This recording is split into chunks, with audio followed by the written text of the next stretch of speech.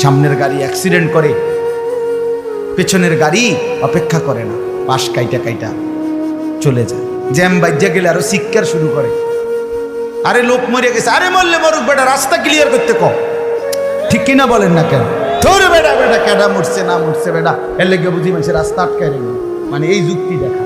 তাহলে কেডা মরছে না মরছে মানে তোর মতো এক মানুষ মরছে। ঠিক কিনা বলেন না?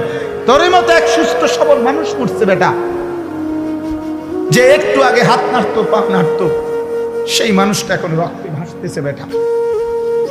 পাত্তাও নাই, কিসের সময় কার হাতে সময়? সবাই মেশিনের মতো যন্ত্রের মতো দৌড়াইতেছে। রাস্তায় দেখেন না সিএনজি অটো কি করে সবাই, কারো হাতে সময় নেই। ঠিক কিনা বলেন?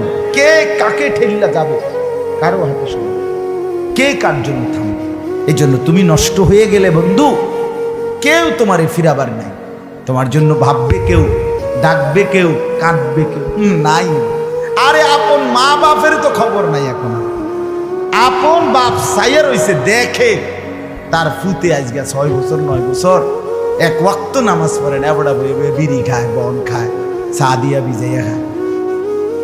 এবারটা মাইছো না সাইতার নামাজ পড়লে পড়ছে, না পড়লে রাতের ব্যাপার। বাবুরে টিহা দেওয়া দিছে, টাকা দিলে খালাস।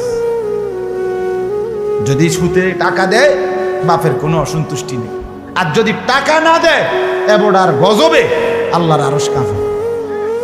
ফুতের উপরে লানত দিতে দিতে, অভিশাপ দিতে দিতে শেষ।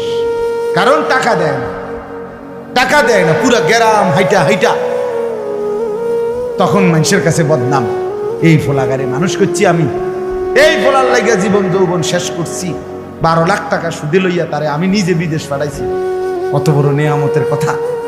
বেশরম মানুষ সুদে টাকা লইয়া আবার মানুষের দ্বারে কও, এত বড় হারাম কইরা